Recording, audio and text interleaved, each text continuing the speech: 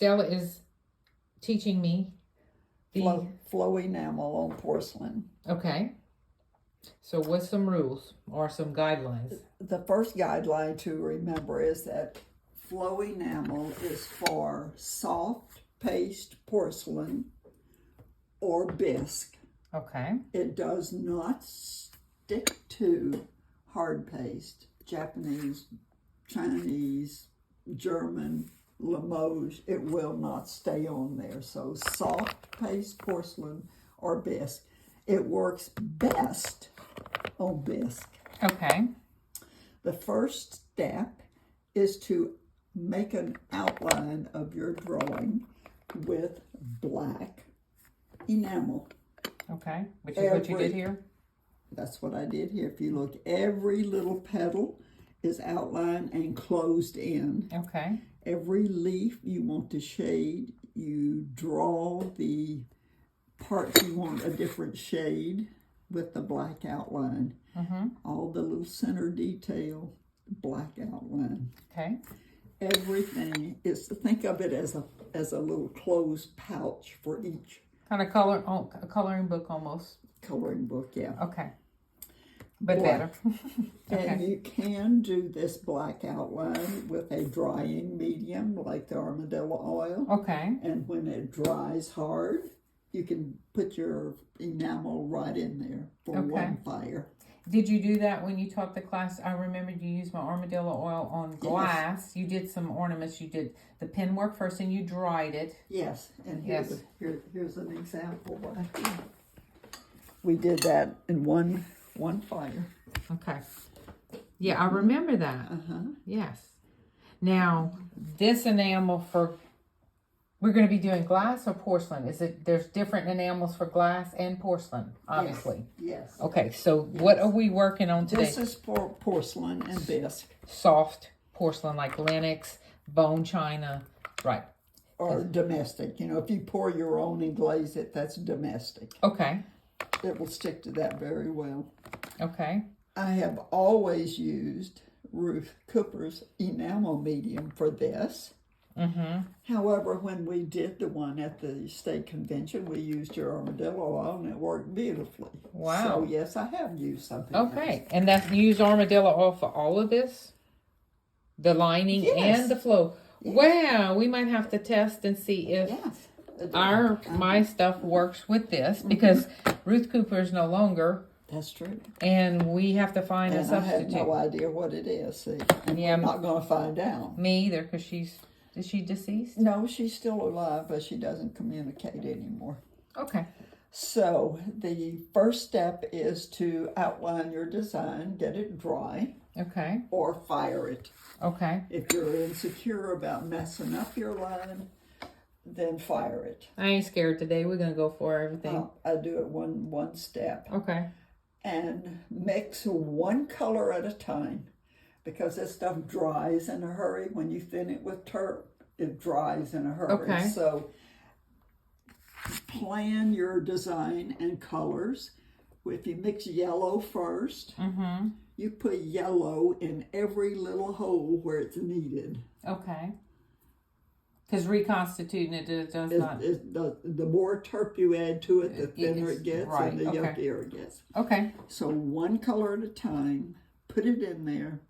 Mix the next color and go on. You can drag this out into 3 or 4 days if you need to, because it sets up, and you have to let it dry completely before you fire it. Okay, and I think I have another question.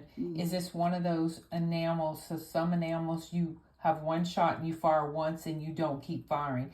Does this fire several times with success? If it's on soft or bisque, yes, you can fire it again. Okay, how many times have you successfully fired? Twice. Twice. Okay. I did it on bisque. I did it on a bisque egg. You want me to go get the bisque egg? Yeah, I'm going to pause it. I'll just do another video. I can't pause it, but I'll just do another video. In the video lesson on enamel with Stella, and she's got a bisque egg. Bisque egg. So. Well, it's just a bisque egg. And I messed up some of my black outline when I put the enamel in there. And after I fired it, I went back and reinforced my black outline and fired it again, and it was just fine. And you use the black enamel, not black black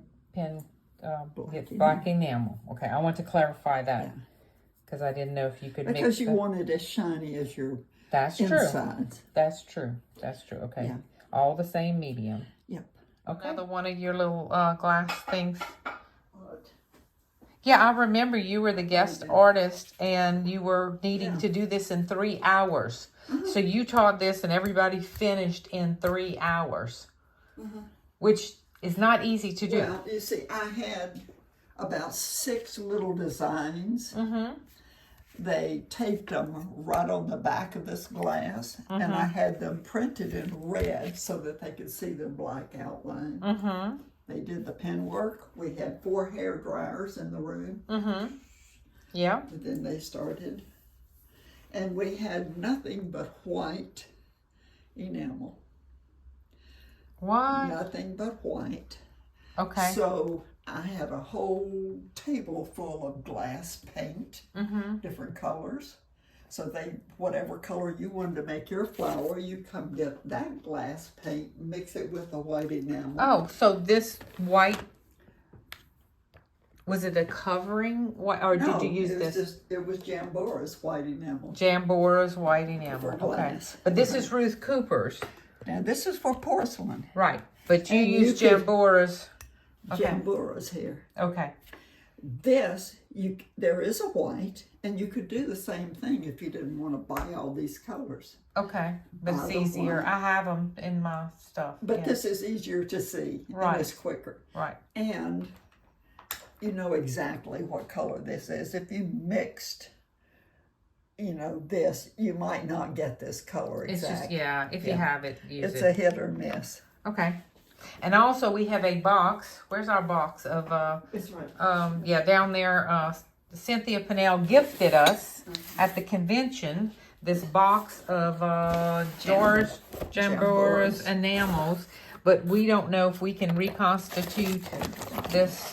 They're dry, but we're gonna do And see, this is the same thing. If you buy only white, which I do, I make it any color I want it. Right. But she has 55 colors.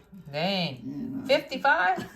I'm okay, I'm like, geez, you have a good memory. No, I'm just joking. So we'll see. We'll play with that. It says in that paper right there. I have some of this in my estate stuff. I'm pretty sure at home, but I'm at Stella's right now. So we have some experimenting to do. Here it tells about how many colors she has. Okay. 23 colors. Okay. You exaggerate just a little bit. Okay. Well, we will, we got some experimenting to do today. Okay, so this is for glass. Glass and bisque, and it says that on the container. Okay, but they have this tough stuff, which we think is... Base for gold. Whatever base for gold is. What's tin oxide? Do you think it's base for gold? Tin oxide makes paste string better. Yeah, but and it doesn't. peaks. I've had it make a point so hard it'll cut it makes it string better, but I don't think it has nothing to do with it sticking. Okay. This says 6 parts enamel, 1 part tough, fired 018. That's for porcelain, to make glass. To make this for glass porcelain. Into porcelain. This is some valuable information here. You know that? Yeah, and let's see what is this. Francis Graves. We don't even know. Mystery white powder. Mystery white powder. Jump off the bridge with that. I don't know what it is. Oh, brush. Okay. All right. Okay. Please explain to me what this is. It's on a domestic glazed egg. Okay. I first drew that little pattern on there by measuring and just connecting, trying to make star shapes and diamond shapes, but they match on either side. Okay. And I put base for gold dots to outline every little section. Okay. And I fired that, and then I came back and covered it with Roman gold. And I am going to do flow enamel in the holes. Today? Maybe. Well, if I mix up Maybe. some for my project, why couldn't you? I could, but I've got to think about. Oh, I've got to plan all the colors. Okay, so, yeah, you want to have it matching. Yeah. And, yeah. So I'm going to have to say, okay, this big star might be red. What am I going to put in the Complementary colors and blah, something? blah, blah. I have to plan that. So Jeez, and that's I may not have the brain to do it today. No, because you just had couple days at the convention, and we have convention fog brain. Okay. So. Okay, I have designed my piece. I have taken a little bit of soft black Ruth Cooper's enamel, a little bit of armadillo. I'm going to pin work, but Stella was telling me about these pinpoints from Amazon, 3 in a pack. That's $7. Okay, sounds good. And they are sturdier than the zebra points. You can get as fine a line, but you can push on them harder without the point splitting. Mm-hmm. They have a little bit of a flange on the side that holds a little bit more ink. Okay, I'm gonna try it. Mm-hmm. I'm fixing to road test this puppy right now. Mm-hmm. Okay, let's see. I love these pinpoints that Stella recommended. I'm not kidding, y'all. Well, of course, sometimes you get that medium, just the right flow, and I literally did this in less than 10 minutes, and I'm not bragging. I'm just saying it just, all the stars lined up this morning for that, because I am a little tired from the convention in a good way. So yeah, these pinpoints are the bomb. Okay, I'm just going to show y'all that because I used armadillo oil and the enamel the enamel stuff has dried, I can nicely go in here if I have some thick lines and easily scratch this and get it really refined if I want all of it. And then I don't have my little brush, but I can just powder it off. I'm not going to use my hands. I don't want to disturb the line, but that's just one benefit of the that drying oil. It just it's very adjustable. All right, another tip. Scoop your paint up and put it in a pile so that you have something to put the brush in. Scoop into the pile so that you have a tail hanging on the end. You drop the tail onto the porcelain, and when it sticks, then you start pulling that paint in the direction you need it to go. Do not touch the china. Keep the tail connected until not going to move anymore, or till it's where you need it to be. This is getting a little thick. Okay. But see, I can scoop again. So you coaxing it more than brushing. Yeah. And I was brushing over the top. Yeah, you don't brush. You just keep the tail connected to the paint and let it and pull it. See, the tail is pulling it. Okay, that's gonna take. And then when you get to a point where you're going to put a point on something, you just really get it thin. Let that tail only. Okay, and I made a lot of mistakes here. The last ones were good, but boy, at the beginning I had some clumpy stuff because I worked too much on the top.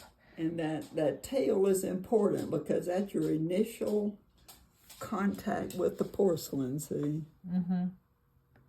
Just take some practice. Uh-huh. And it's like the center of a flower where you just need to sit the tail down on there and lift it and make the little... So the enamel will self-level and make a dot. That's easier than what we're trying to flow and what I'm trying to do. But that's okay. I want a challenge. Yeah. And see, wiggle, pull it, just tail. The tail is actually connected to that little thing, and you just keep it connected. Okay. Pull and pull. Work in progress, and this is Ruth Cooper's soft enamel. Soft. So Stella's got a stash here of hard enamel.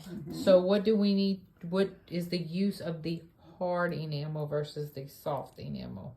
Accenting the edges of petals. You know, if you did little forget-me-nots, you could hit the edge of them with blue enamel or white enamel to accent. Okay. Centers of flowers that you want raised. Any part of any little landscape that you wanted to look like flowers in the distance, you do dots of raised enamel. Mm-hmm.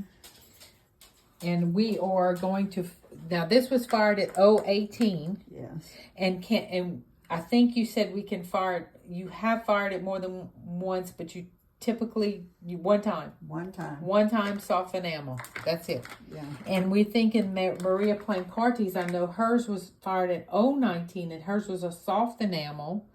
And you had one shot to fire it. I remember that because if you fired again, it popped off. And if you fire this twice, it'll pop off. Oh, well, dang. So this is the last thing you put on anything. Okay. Now, when do you fire hard enamel? You can fire it up to about a 17. Okay. And the hotter you fire it, the more it's going to spread. Okay. And Beth Watson, I had got her estate sale, and I have bags of enamel. Mm-hmm. And you think that she used what kind of enamel? Hard. And that's one fire. Mm-hmm. And what, 018? Or what do you think I can fire her? I think 018 will be a good, safe one. Good, safe? Yeah. Okay. Mm-hmm. Well, because I have a bunch of it, and I don't know. Yeah, I wouldn't fire I'll be testing it. But I have you saying what I need to do. So, because I know notes and all, I'll just watch the video. I know she used it. Sometimes she would stipple enamel on at the top snow. of She did a lot of snow. She did a lot of snow scenes. On tree leaves. If she wanted to some highlight little light leaves, she would stipple some chartreuse leaves and stuff like that. Okay. All right. Okay. And on my big vase in there, on the little English cottage, the flowers and the flower bands, I put hard enamel dots to make it look like little flowers blooming. Okay, let's go do that right now. Let's go get a little bit of that. I was in the other room. I'm going to critique my own work. I try to follow directions, but y'all know how that goes. Well, first it was a new technique. I started off with the armadillo oil, and the part that's really dry, it's okay. It flowed fine. It was perfect for the outline because I could scratch it clean, but it was too dry. So she had some armadillo oil from like 10 years ago that was a little thicker, and that flowed a lot better. Some of the consistency I did not get perfect, and the technique as well. Some of it overflowed on the lines, which is a no-no. I'm not really upset because I learned so much. So that's the other thing. And my brush control, I can see where I worked this, didn't work it like she taught, and it has some lumps and bumps, and that could be also from not mixing the enamel properly. But lighting was not that great, and I didn't put my light on. And once I got my magnifiers, that helped too. But again, it's technique. I experimented with a little bit. I wasn't supposed to do that. That's kind of more advanced with the mixing the colors. But I'm gonna see what happens. I'm not hating it. It's my first flow enamel, and I kind of know what I did wrong on some. But like I said, I don't hate it, and I'm gonna let Stella come back and let her critique and find some more mistakes. But it was fun. It was a lot of new lesson. Now let's turn. Okay. The first thing I noticed is some of the black lines are covered. Right. So we need to try not to go over the lines if you haven't fired the black first. If you have fired the black, it's easy to clean it off. So that's just a tip, you know. It's safer if you fire it first. Okay, but we were trying to get it all done today. Yes. Okay, so that's... And when I did the workshop, we had 3 hours, so we dried it and did what we did. So it's supposed to look like Stella's has, you see where you can see every black outline, almost like a cloisonne, but yes. And I covered up some of my lines and my blending. Okay, well, I'm gonna let you critique it. I already did my critique. Right. Okay. And some of it is thicker than others, which Right. it is going to be noticeable when you fire it, what parts are sticking up higher Right. than others. Okay. But other than that, I love the way you got the different values of the purple going over here, and you merged the yellow and the orange. That's good. But the black's not showing, and if I would have had Yeah. that fired, I could have corrected that. But Yes. I don't hate it. But okay, but the goal for the technique that you're trying to teach me, the black should show. The black should show, and that's important if you're doing this technique, Right. because it is a part of The style. the technique. So, but it looks good. Yeah, it's fun. It's gonna be I don't pretty. hate it. Mm-hmm. It's just not it's not what it's I didn't follow the rules.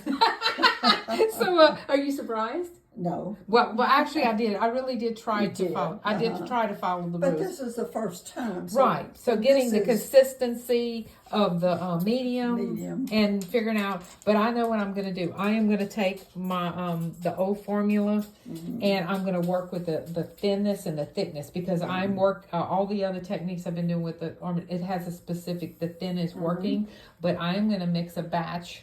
If I plan to do this, I'm going to mix a special batch With of the thicker- armadillo, maybe armadillo oil for flow medium, and I'm going to Okay. get that right, because this is a little thick, the old stuff, and the new stuff, it's a little thin, or it just evaporated. You know, that's the other Yeah. thing. I have to mix it. I can have a little control on that. Well, this is old. Yes, it is. So it's could thickened have up. Evaporated. Yeah, Right. And actually, yeah. it worked better for me. It started flowing. So I actually needed a cross between the new stuff and those stuff, but I could just mix a batch. And if you can't get it right, that silkscreen oil did fine. I think Right. it would work, but I'm gonna try that it's going to too. be longer drying time, because this has, Ruth Cooper says this should dry 24 hours before you fire it. Okay, we're gonna do that. And Okay. the other oil might take longer. I don't know. We don't know. So Okay. we'll see. I'm gonna play with it. But I think it's very good for a first go at it. Yeah, I don't hate it. It's fun. Mhm.